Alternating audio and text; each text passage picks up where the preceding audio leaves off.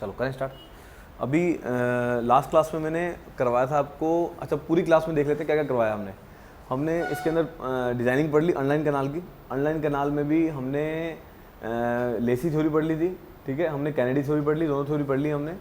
और हमने last class में हमने फाइनेंशियल जस्टिफिकेशन, भाई लाइनिंग क्यों करते हैं हम लोग और लाइनिंग से हमारे को क्या बेनिफिट है, उसमें भी मैंने आपको लास्ट में बता दिया था। भी जो एक एनुअल बेनिफिट होंगे, एक एनुअल कॉस्ट होगी, दोनों के केस में दोनों को प्लस करके आपको बेनिफिट रेशियो बता दी थी, जो ग्रेटर देन 1 होती है उसका एक न्यूमेरिकली भी करवा दिया था।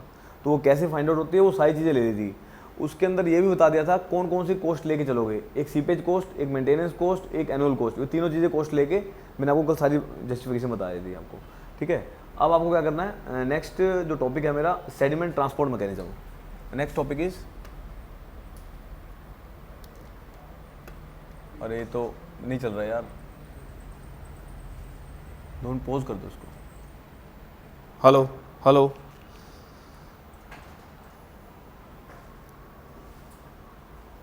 चलो नेक्स्ट मेरा जो टॉपिक है, next topic is sediment transport mechanism.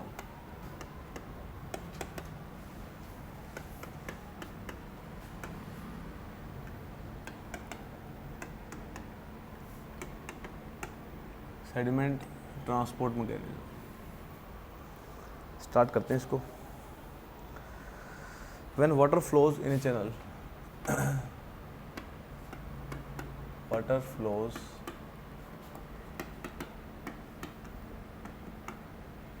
when water flows in a channel, when water flows in a channel, it carries out scouring, it carries out scouring, it carries out scouring of surface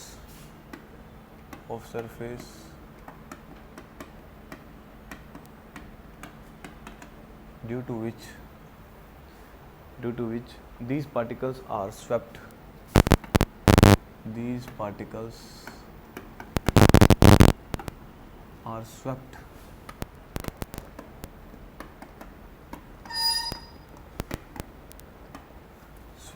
downstream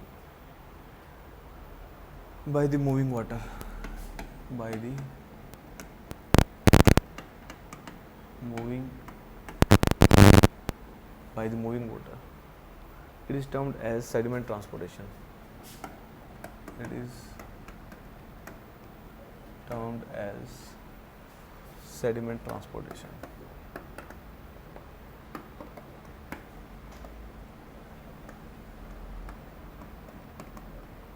Sediment transportation.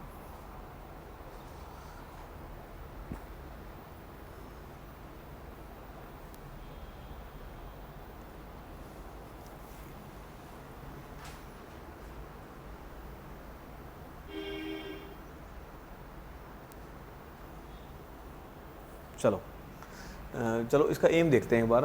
Ultimately क्या करना है, अपन ने designing करी है और designing में M क्या लेके चलते हैं, ना तो सिल्टिंग हो ना ही स्कूरिंग हो।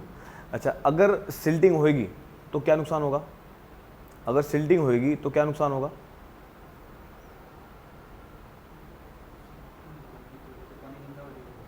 पानी गंदा हो जाएगा। और अरे उस पर डिज़ाइन पे क्या इफेक्ट पड़ेगा, पानी तो गंदा हो गया, वो तो वाटर पोल्यूशन हो गया। चलो अब पानी पे क्या फ़र्क पड़ेगा, हमें क्या नुकसान होगा कैनाल से। अगर सिल्ट मूव करेगी तो वेलोसिटी कम हो जाएगी, किसकी, पानी की वेलोसिटी कम हो जाएगी। अगर पानी की वेलोसिटी कम होगी तो डिस्चार्ज कम हो जाएगा, तो एक नुकसान ही आ गया। दूसरा, अब स्कूरिंग भी ना हो तो हम क्या करें उसके लिए, अब स्कूरिंग भी ना हो, हमें इतनी वेलोसिटी रखनी है भाई उसको वो स्कूर ना कर दे। अगर स्कूर कर भी दे, तो वो सस्पेंशन में रह जाए, सिल्ट जो है आपकी सस्पेंशन में रह जाए।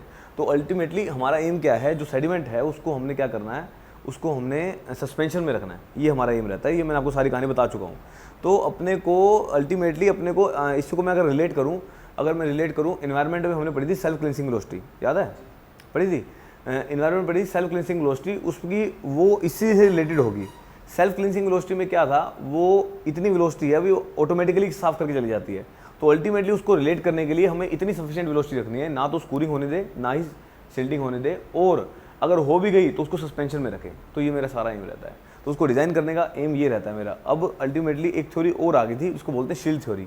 अब ये शील्ड थ्योरी के अंदर ये सारी काम पढ़ रहे हैं हम, सेडिमेंट ट्रांसपोर्ट मैकेनिज्म। आपसे पूछ सकते हैं सेडिमेंट ट्रांसपोर्ट मैकेनिज्म किस थ्योरी के लिए एप्लीकेबल है, शील्ड थ्योरी के लिए। तो अभी आएगा, शील्ड थ्योरी को भी लिखवा दूंगा अभी कंसेप्ट है। When water flows in a channel, it carries out the scouring of the surface due to which particles are swept downstream by the moving water। अब वो ये कह रहा है जब वाटर फ्लो करेगा तो स्कूरिंग होगी तो पार्टिकल क्या कर देगा, सेटल कर जाएगा बाय मूविंग वाटर। इसकी वजह से क्या होता है, जो सेडिमेंटेशन ट्रांसपोर्ट होता है, मतलब अल्टीमेटली सिल्टिंग होने से ही सेडिमेंट ट्रांसपोर्ट होना जाता है। सेडिमेंट का स्कूर होना और सेडिमेंट का मूव करना, तो अल्टीमेटली ये सारी कहानी है। इससे क्या होगा, वेलोसिटी कम हो जाएगी, डिस्चार्ज कम हो जाएगा। अल्टीमेटली अपने को वेलोसिटी इतनी रखनी है, डिस्चार्ज को बढ़ा सके, ये सारी कहानी। चलो नेक्स्ट पॉइंट लिखो। The sediment in A canal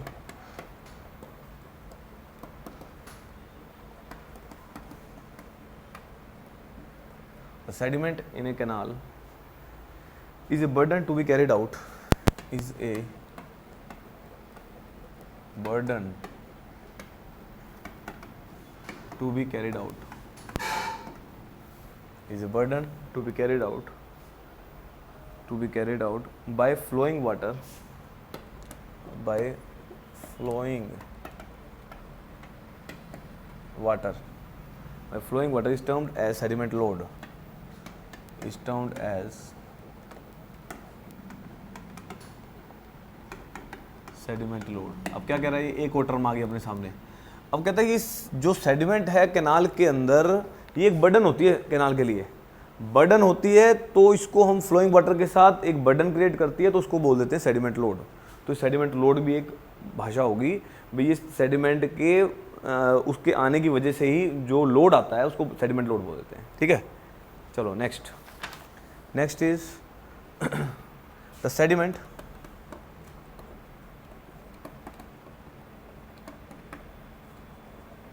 sediment may move in water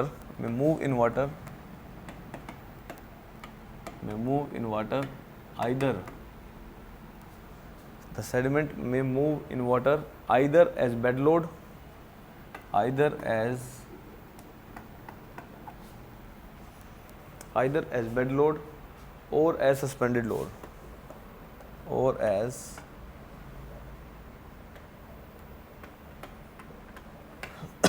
suspended load. Next, इसके लिए अजम्पशन क्या क्या है शील्ड थ्योरी के लिए, अभी इसमें आगे लिख लो यार, यहीं पे लिख लो शील्ड थ्योरी, लो शील्ड थ्योरी यहीं लिख देता हूँ। अब अजम्पशन लिखवा दूंगा शील्ड थ्योरी की। चलो लिख लिया इतना। Next, assumption for shield theory,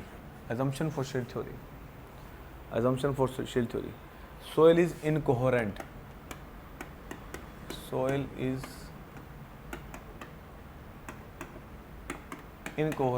that is, अब ये भी लिखवा देता हूँ incoherent क्या होता है। incoherent, cohesive forces between the soil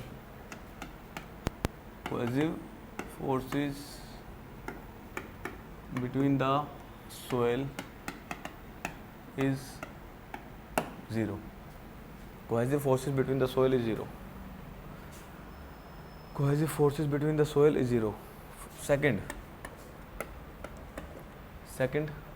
sediment load is uniform। अब sediment load का पता लग गया, पहले तो भी बता दिया मैंने आपको, ठीक है ना। sediment load क्या होना चाहिए, load is uniform। Third is the basic mechanism of sediment transport, the basic mechanism of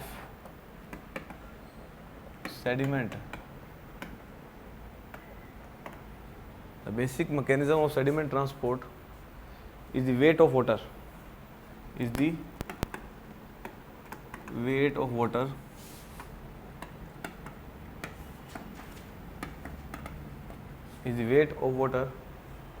exerting a shear force or drag,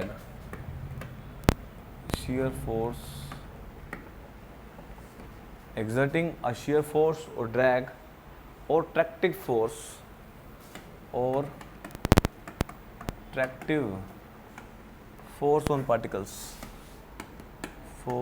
on particles, देख लो।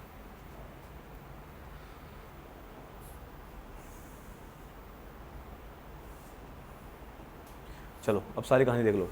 कुछ नहीं कहा, इसने बोला एजम्पशन क्या है, शील्ड थ्योरी जब स्टार्ट कर रहे हो सोइल कैसी होनी चाहिए, इनकोहेरेंट। इनकोहेरेंट मतलब आपकी जो सोइल है इसके बीच में जो पार्टिकल के बीच में कोहेसिव फोर्स है वो जीरो होनी चाहिए।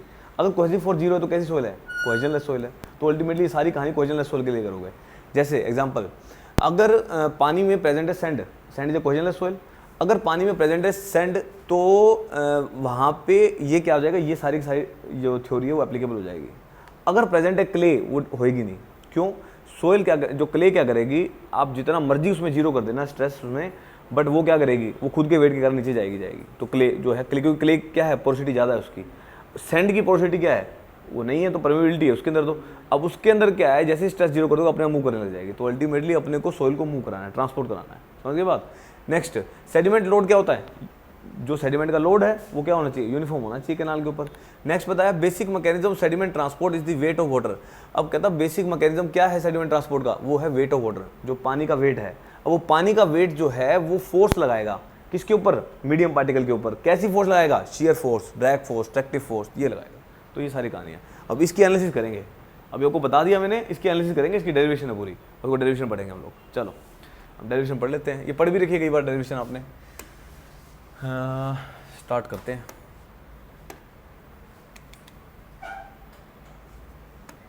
बनाओ डायग्राम। बीटा, अब ये हाईवे में भी इस टाइप की पड़ी हुई है, सब आ जाएगा।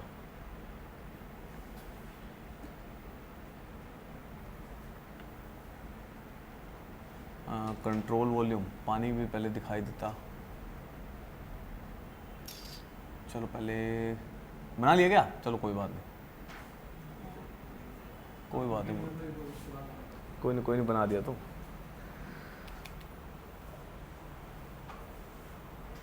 एक पानी का लेवल,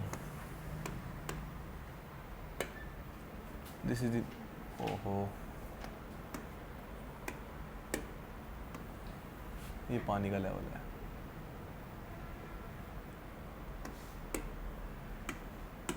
ये पानी का लेवल है। डायरेक्शन ऑफ फ्लो, ये पानी फ्लो कर रहा है। पानी फ्लो कर रहा था, मैंने इसके अंदर एक जगह ले ली। जैसे कल मैंने एक सवाल करा था 1 किलोमीटर का लेके सारी सोल्व की थी, तो ये कंट्रोल वॉल्यूम है, this is the control volume. भाई एक वॉल्यूम ले लिया, इसके अंदर सारी एनालिसिस कर लूँगा, वो सबके लिए एप्लीकेबल हो जाएगी। तो this is the control volume, ये लिख लो, this is the control volume. तो मैं पहले नहीं बनाना चाह रहा था, मैं क्या बाद में समझ ना आए। This is the control volume, ये कंट्रोल वॉल्यूम है, ठीक है। अच्छा, अब जो बेड का स्लोप है, बेड का स्लोप है वो एंगल बनाएगा बीटा, बीटा बनाएगा एंगल, ठीक है। अच्छा, और आपको क्या बता दूं इसमें, चलो इसको भी बढ़ा देते हैं थोड़ा सा, सोइल के पार्टिकल दिखा देते हैं। यहाँ पे सोइल के पार्टिकल है बीच में, सोइल के पार्टिकल, ये लो, ये सोइल के पार्टिकल। और पानी क्या कर रहा होगा, एक फ्रिक्शन भी लगा रहा होगा। अब ये पार्टिकल थे बेड के ऊपर, ये बेड है, बेड के ऊपर पार्टिकल है जो स्कूरिंग कर रहा है, और ये पानी क्या कर रहा है, ट्रैक्टिव फोर्स लगा रहा है और इसको फ्रिक्शन फोर्स प्रोवाइड कर रहा है। फ्रिक्शन फोर्स के लिए यूज़ करता हूँ मैं कलर येलो, ये लो, यहाँ भी बना दिया मैंने। ये फ्रिक्शनल फोर्स है जो आपस में ऐसे से लग रही है, ठीक है, ये फ्रिक्शनल फोर्स है। अच्छा, अब देखते हैं कॉम्पोनेंट। अब आ जाओ कॉम्पोनेंट में, अब कॉम्पोनेंट में आ जाओ, component, this is the component, ये कॉम्पोनेंट बन जाएंगे, ठीक है। कॉम्पोनेंट में भी अगर ये टोटल लोड W लग रहा है तो ये क्या हो जाएगा, W cos थीटा, और ये क्या हो जाएगा, W sin थीटा। ये सारी वैल्यू नोट कर लो इसको, तो आगे सोल्व करते हैं इसको।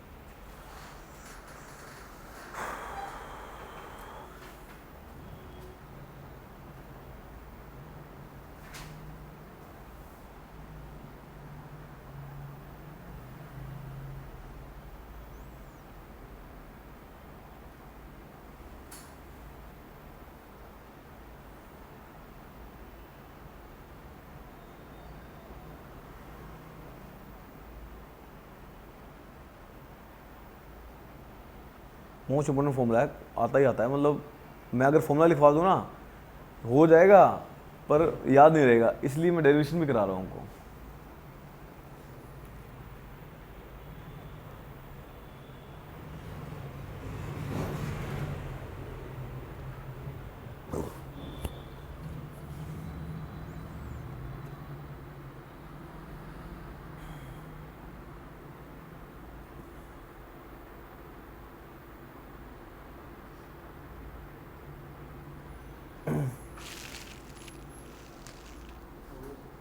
हो गया?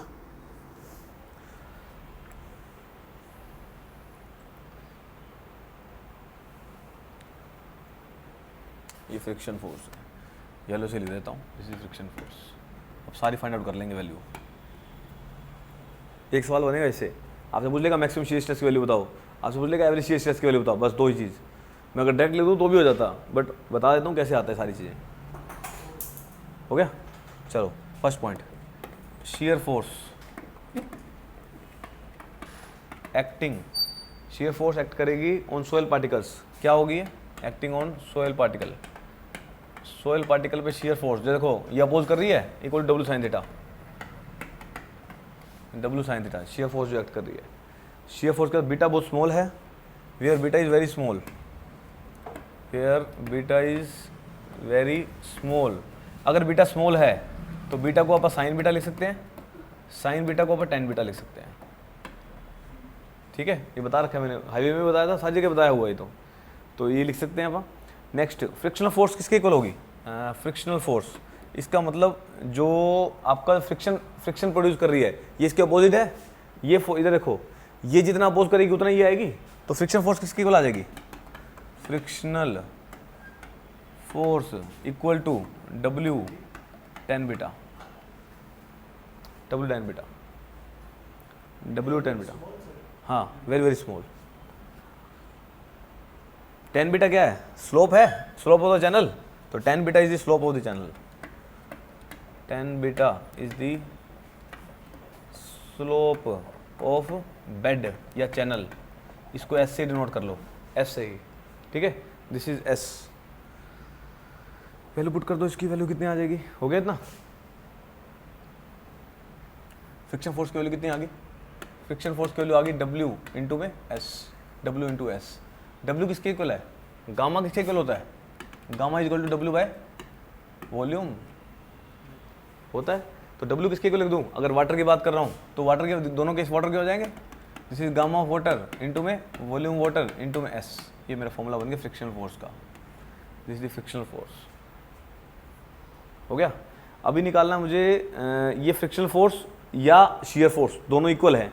जितना शियर फोर्स लगे उतना फ्रिक्शन फोर्स लग रहा है यहाँ पे। अच्छा, अब ये शियर फोर्स की वैल्यू हो कितनी जाएगी?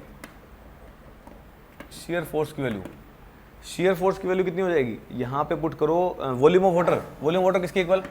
एरिया इंटू में लेंथ इंटू में गामा ऑफ वाटर इंटू में एस। ये लिख लो, सिर्फ वॉल्यूम का एरिया इंटू लेंथ लिख दिया मैंने और कुछ नहीं किया।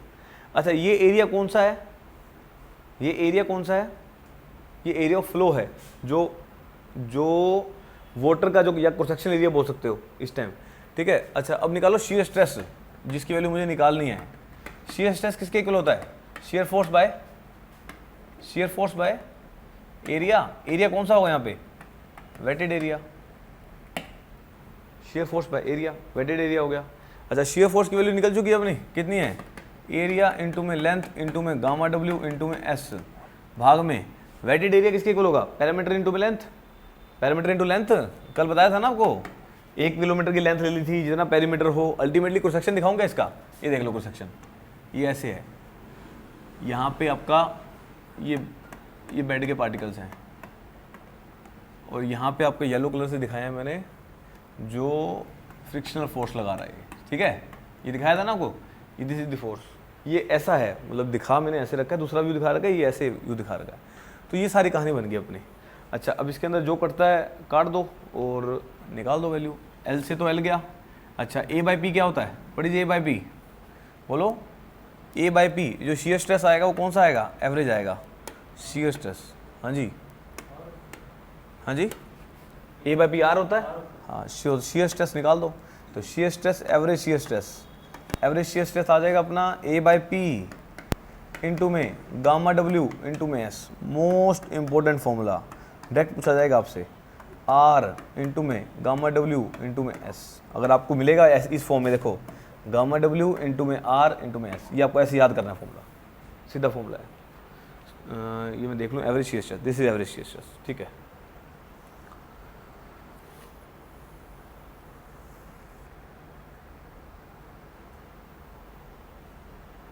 हो गया? नीचे नोट डाल के पॉइंट लिख लो, खत्म करते हैं इसको। R is the hydraulic mean depth. यहाँ दोबारा लिख दूँ,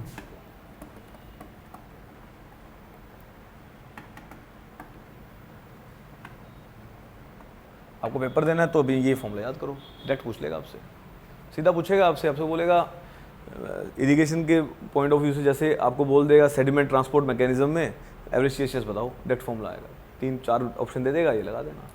अच्छा, इसके अंदर अब नोट डालो, इसके अंदर लिख लिया इतना, नोट डालो, यहाँ तो लिखा ही नहीं जाता, नोट डालो, नोट डालो, the above expression,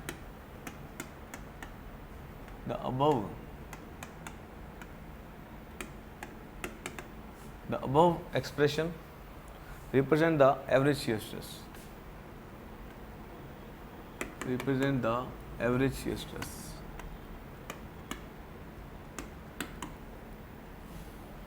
represent the average shear stress, friction and tractive force, friction and tractive force. The maximum shear stress, maximum shear stress occurs at, the maximum shear stress occurs at the point of greatest depth, occurs at the point of greatest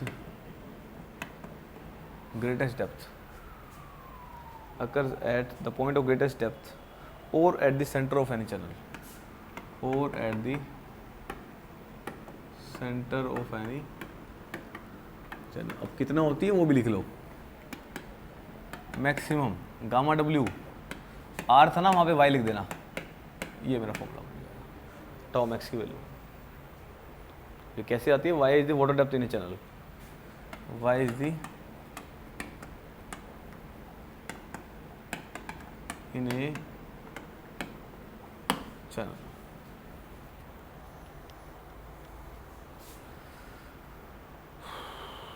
हो गया।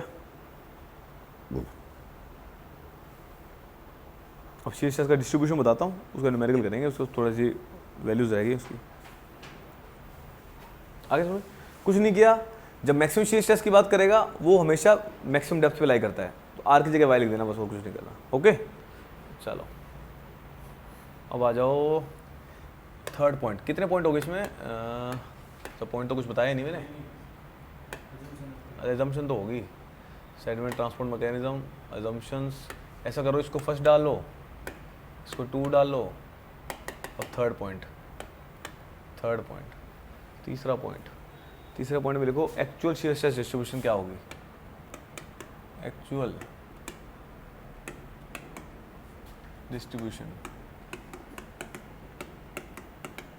Shear stress distribution को trapezoidal का ही बता दूं, trapezoidal का ही कर लो।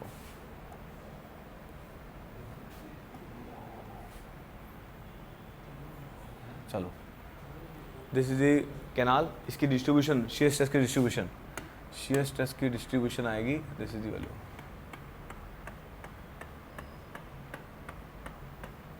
ये है शीयर स्ट्रेस की डिस्ट्रीब्यूशन, यहाँ पे बेड पे, यहाँ पे साइड स्लोप पे,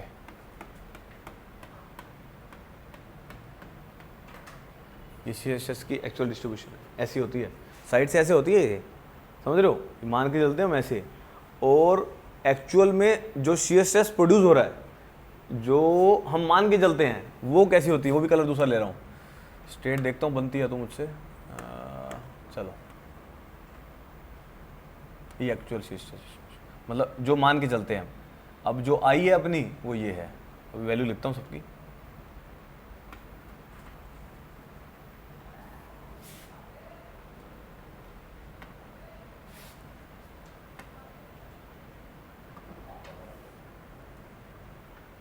ये बना लो, डेप्थ दिखा दें,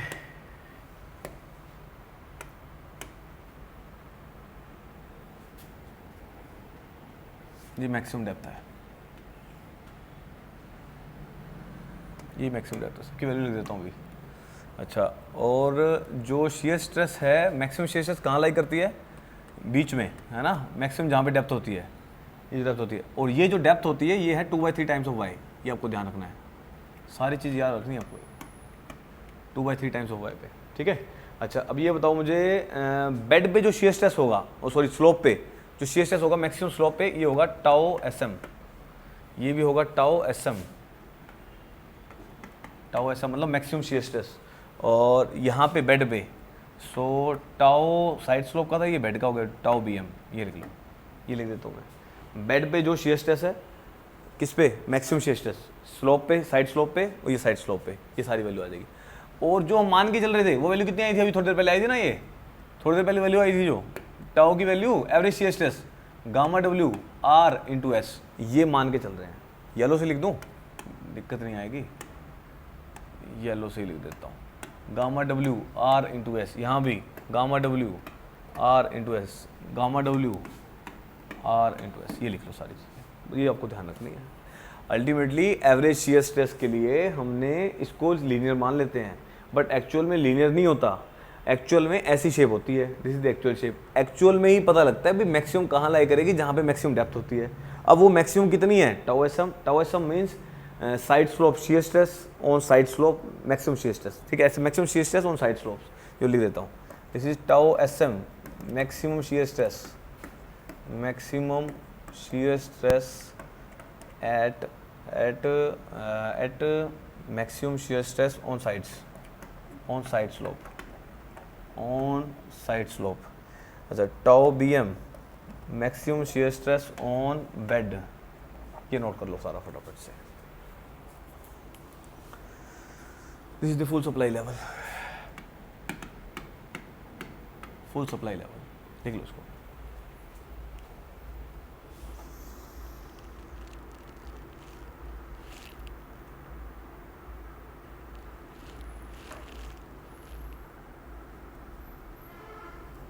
ठीक है, इसकी भी कुछ एम्पिरिकल वैल्यूज होते हैं, वो भी लिखवा रहा हूँ अभी, नोट डाल के बहुत कुछ लिखवाना है अभी।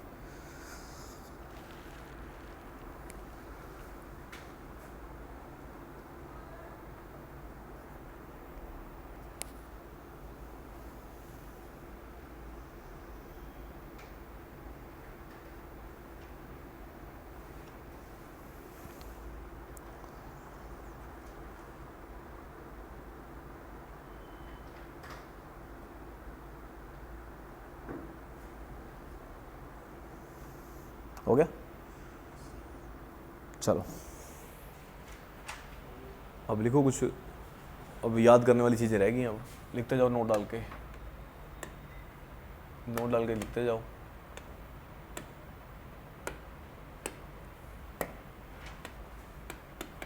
नोट डाल के फर्स्ट नोट, अब इसी पे न्यूमेरिकल आएगा जितने भी फॉर्मूले लिखवा रहा हूँ। सबसे पहले नोट में लिखो tau S max equal to 0.97 gamma W into में वाई इंटू में एस, ये वैल्यू है टाउ एस मैक्स की, वाई इंटू में S. Tau B max, this is sorry 0.97 लिख दिएगा, ऊपर वाला 0.75 आएगा, एक मिनट, ऊपर वाला 0.57 कर लेना, 0.75 नीचे वाला 0.97 है, 0.75 ये 0.97 है, गामा डब्ल्यू वाई इंटू में एस, ये पहला फॉर्मूला ध्यान रखना है मैक्सिमम शियर स्ट्रेस का on bed and on surface. हो गया। नेक्स्ट लिखो to prevent the scouring of canal, second, to prevent the scouring, to prevent the scoring of canal on bed पे है तो वैल्यू है अपनी, this is 0.97 gamma W into में R into में एस, एवरेज शियर स्ट्रेस है ये। This is shear stress acting on bed is less than equal to 0.056 gamma W into में डी इंटू में G-1।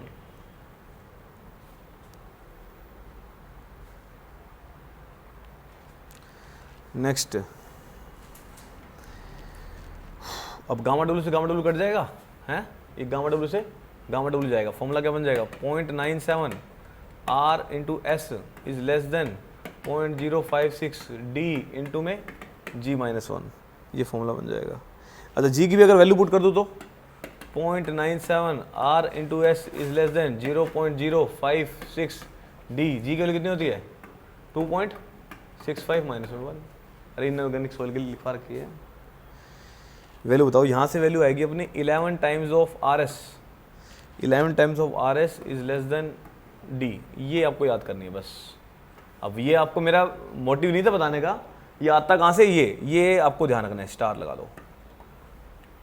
11 times of are S is less then D, most important.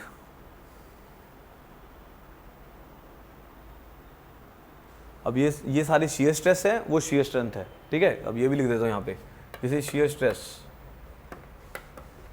This is shear strength, दोनों bed पे है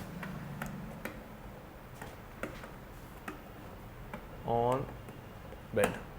अब ज़्यादा कुछ logic नहीं बनता है, खाली ये लिखवाया था तो भी हो जाता है एक फॉर्मूला, ठीक है, सारे सवाल इससे बन जाएंगे।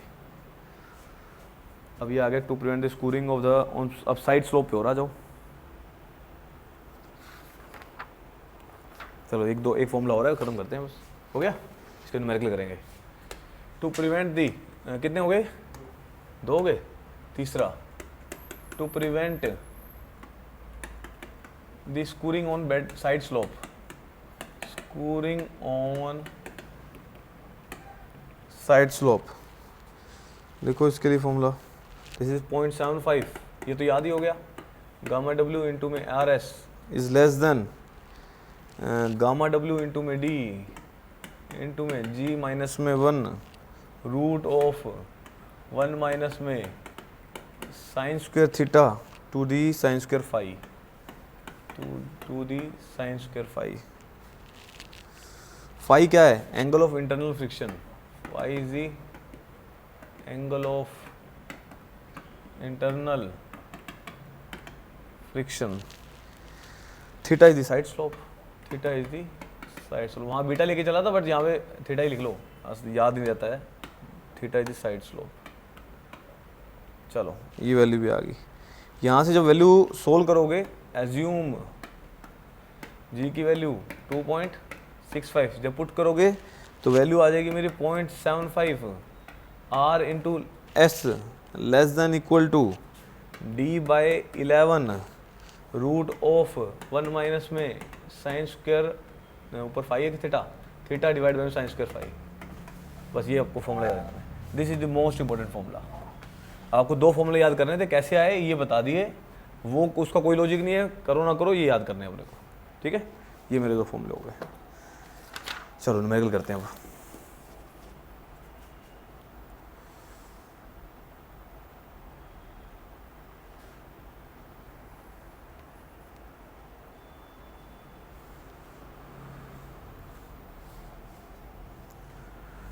अब 2-3 न्यूमेरिकल करते हैं, फ्लो में आ जाएंगे,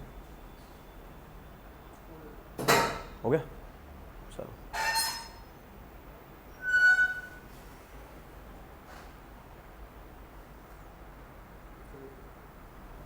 देख लिया, चलो न्यूमेरिकल लिखो, देखो क्वेश्चन फटाफट से। पहला क्वेश्चन लिखिए इसमें, water flows at a depth of, water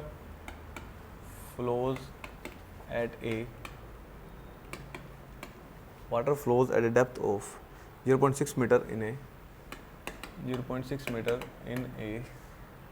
wide stream having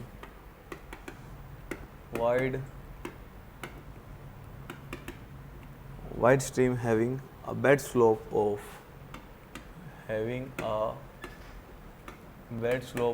1 in 2500. The mean diameter of sand bed,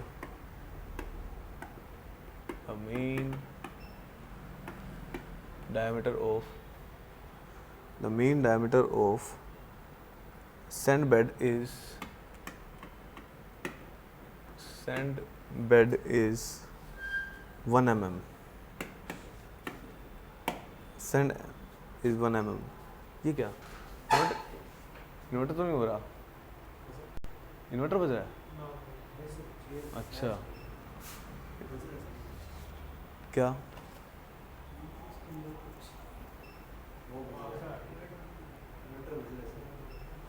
inverter कैसे बज रहा है यार?